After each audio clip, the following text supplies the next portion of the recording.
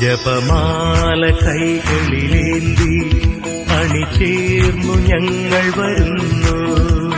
നന്മ നിറഞ്ഞവൾക്കെന്നും സ്വസ്തി അധരങ്ങളാലപിക്കുന്നു.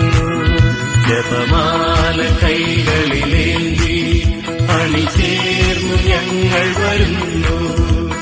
നന്മ നിറഞ്ഞവൾക്കെന്നും സ്വസ്തി അധരങ്ങളാലപിക്കുന്നു.